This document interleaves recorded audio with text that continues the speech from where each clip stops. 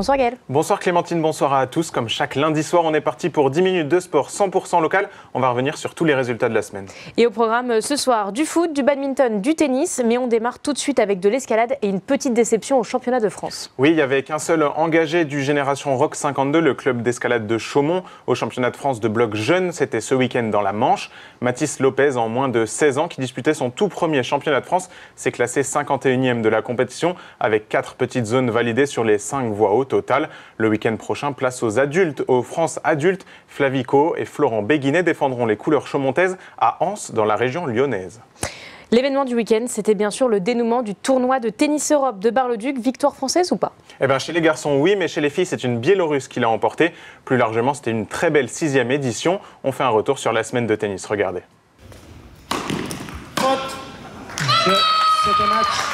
À l'issue d'une finale renversante, c'est finalement sur une double faute que le nordiste Zakaria Azaz s'est imposé au tournoi Tennis Europe de Bar-le-Duc.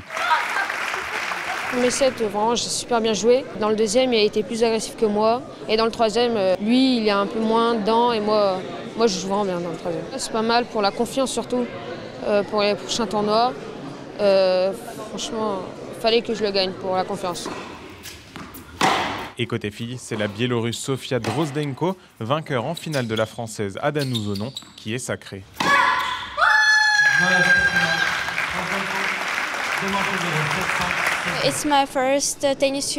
C'est mon premier titre en simple sur un tennis Europe. Je suis très fière de moi.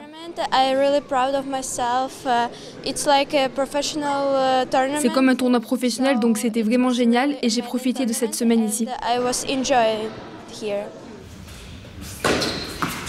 Ces 2 victoires viennent conclure une belle semaine de compétition à Bar-le-Duc. 140 matchs au total où les meilleurs espoirs européens de moins de 14 ans se sont affrontés. L'occasion pour ces pépites de prendre de l'expérience sur la scène continentale. C'est un premier pas pour les lancer, aller chercher les points et puis continuer leur formation. Donc c'est important que la France s'organise. Nous on se bat pour qu'il y ait des tournois U14, des tournois juniors après, différentes catégories pour la formation. Donc ce sont des tournois incontournables pour nous. D'ailleurs on vient chaque année. Une édition 2025 encore plus réussie que les 5 précédentes au complexe de la Côte Sainte-Catherine, avec notamment de nouvelles nationalités en compétition. Un très beau bilan à nouveau, une 6e belle édition avec des joueurs qui viennent de tout le continent européen, mais pas que, puisqu'on a accueilli aussi des Australiens, des Chinois, des Américains. On voit aussi que les entraîneurs reviennent, preuve que donc, le tournoi plaît et que l'organisation plaît, et ça c'est très important pour nous. Et puis on voit derrière moi que les tribunes sont très bien remplies, puisque j'imagine là comme ça, à vue de nez, qu'il y a bien 200 personnes. Donc c'est que le tournoi plaît, pas forcément qu'il y a des sportifs. Donc c'est un vrai plaisir de pouvoir voir tout ce monde là aujourd'hui. C'est une super vitrine. Il faut savoir qu'il n'y a que 6 tournois de cette importance en France dans cette catégorie. On a réussi à avoir cette date en tout début de saison pour les joueurs et c'est une grosse bouffée d'oxygène. Sur Bar-le-Duc, je crois que depuis 2020, la première édition, on a dû accueillir à peu près 600 à 700 joueurs venant du monde entier. Donc c'est génial. Petit à petit, le tournoi parisien fait son trou dans le calendrier tennistique européen. Il faut maintenant attendre quelques années pour voir toutes ces graines de champions sur les tournois du Grand Chelem. Et on passe au sport collectif avec du basket. D'abord, en pré-national, l'avant-dernier Saint-Dizier recevait le dernier. Oui, comme match de la peur, on ne pouvait pas faire pire, surtout que les Bragas restaient sur 4 défaites de suite. Mais samedi soir, en rouge sur leur parquet, les joueurs de Gratien Périot ont pris le match par le bon bout. Devant dès le premier quart, Saint-Dizier a même compté jusqu'à 22 points d'avance. Jusqu'à une fin de match un peu cardiaque où les Charnicois sont revenus au score. Victoire finale, vous le voyez, 85-77. Un succès qui a soulagé tout l'effectif. Écoutez. On a su qu'en venant, ça allait être un match compliqué. En face, il y avait pas mal de personnes physiques, il y avait des gros joueurs. Mais après, ce qui a fait, on va dire, qu'on a gagné ce match, c'est qu'on est resté ensemble, coude que coude, que jusqu'à la fin, on s'est battu et qu'on a su mettre les actions en place. Sur 7 gars qui sont rentrés, je pense qu'il y en a au moins 5 ou 6 qui marquent. Donc ouais, ça a été un effort collectif et non individuel, donc ouais, elle fait du bien celle-là. Ouais. Parfait, bravo. Merci. Merci. Ouais.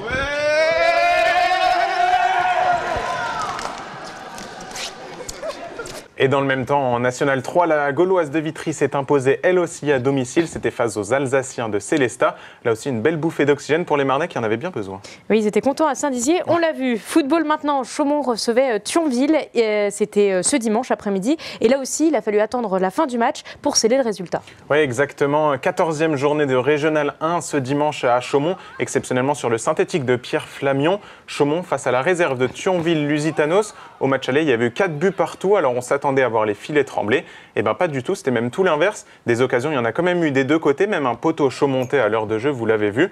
On se dit alors qu'on file vers un match nul et vierge jusqu'à cette 89e minute et cette percée du meneur Léo Mangin qui a juste plat du pied le gardien mosellan. Victoire 1-0 des Chaumontais. On écoute le buteur à l'issue du match. C'était beaucoup d'efforts, surtout qu'on est réduit à 10 avec le carton blanc en fin de match, qui n'est pas forcément dans notre sens, on va dire, malgré tout.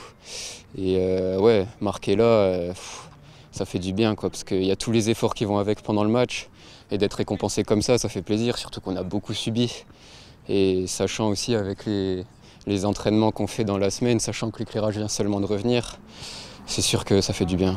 C'était important de gagner chez nous après la trêve, sachant que pareil, Cormontreuil, situation compliquée, on revient avec 3 buts, ça fait pas du bien. Et là, ouais, c'était important de venir gagner ce match-là pour aussi continuer à coller le haut du tableau. Et là, donc, ouais, elle était super importante. Et sur les autres pelouses dans le même temps, Éclaron s'est incliné 3-1 face à Cormontreuil. Marnaval, qui reprenait ce week-end, est tombé en déplacement face à Villerutil. Direction les parquets de handball, cette fois-ci avec une belle soupe à la grimace, comme tu le dis, pour tout le monde ce week-end. Oui, un 0 pointé, je crois que c'est la première fois que ça arrive depuis le début de la saison. 4 défaites pour nos 4 équipes en National 3. Défaite des Barisiennes en Alsace, 32-28. En pré-national, 2 lourdes défaites pour les Chaumontaises et les Langroises. Et enfin, en pré-nat, Chevillon a échoué d'un tout petit but chez les Meurthes et Mosellans d'Aumécourt. On passe au volley, journée de repos pour le CVB 52 ce week-end, mais plus tôt dans la semaine, les Chaumontais jouaient leur dernier match de Ligue des Champions et tu y étais. Oui, face aux Bulgares de Sofia mercredi soir, c'était la victoire ou l'élimination. Un enjeu qui a été bien géré par les CVBistes qui se sont imposés 3-0 et se qualifient donc pour la CEV Cup, la Ligue des Champions bis. Retour sur cette soirée européenne à Palestra. Les uns au sol, les autres en train de célébrer. Dans le duel du soir entre Bulgares et Haut-Marnais, ce sont les Chaumontais qui se sont offert le droit de continuer l'aventure européenne. Perfect night, absolutely not. Soirée parfaite, absolument pas, mais c'était vraiment la victoire qui comptait ce soir. Notre attaque n'était pas super efficace, mais on a réussi à marquer des points différemment. On a été propre en défense et on a su boucler le match dès qu'on a pu.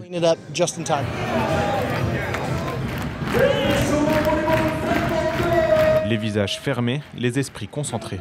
Le CVB 52 n'a pas le choix ce soir. Pour continuer à se frotter aux meilleures équipes européennes, les Rouges et Noirs doivent l'emporter face aux Bulgares de Sofia. Le perdant du soir quittera la scène européenne. Le gagnant sera reversé en CEV Cup, la petite sœur de la Ligue des Champions. Avec le goût de revanche sur le match aller perdu 3-2 en Bulgarie, les Chaumontais démarrent fort. Avant que les Bulgares ne se mettent eux aussi au niveau.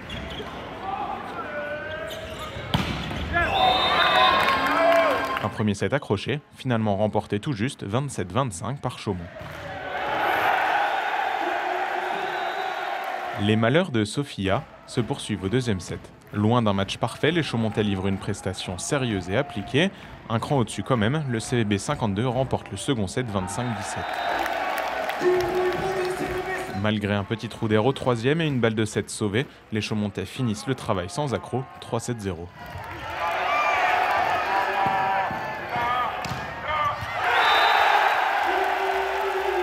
Avec cette victoire, le CVB 52 s'assure la 3e place de sa poule, significative d'un reversement en CEV Cup, une fin heureuse, teintée de regrets.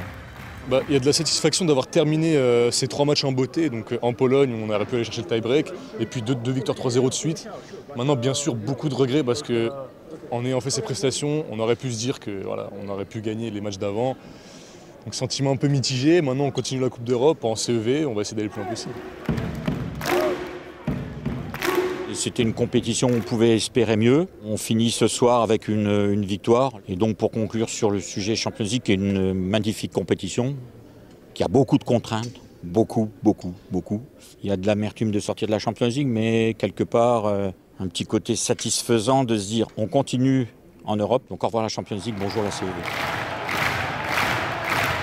En quart de finale de CEV Cup maintenant, le CVB 52 affrontera probablement Trentino, une très grosse écurie italienne. Avec le championnat et la Coupe de France, les Chaumontais peuvent encore rêver d'une belle fin de saison. Et prochain match pour le CVB dès demain soir, cette fois en Coupe de France. En quart de finale, le CVB se déplace en Gironde pour affronter Saint-Jean-d'Iliac, pensionnaire de 2e division. Et on reste à Chaumont, mais cette fois-ci avec une compétition de badminton. Oui, près de 150 jeunes badistes étaient au rendez-vous du circuit jeune Aube-Haute-Marne ce week-end au gymnase Chaillot. 4e étape pour les poussins, la 3e pour les plus grands. Parmi eux, une trentaine de Chaumontais étaient en lice. Prochain gros rendez-vous pour les meilleurs jeunes, les championnats Grand Est, ce sera les 8 et 9 mars à Mulhouse. Et pour terminer, le rendez-vous de la semaine pour les amateurs de course à pied, c'est quoi? Le trail du Phare à Éclaron revient pour une 3e édition. 3 courses, 5, 8 et 17 km avec une marche de 12 km. Le tout autour du port de Nemours. Ce sera dimanche matin, départ à partir de 9h. Eh bien, on te retrouve lundi prochain pour un nouvel Infosport. Merci. Bonne semaine à tous, à lundi.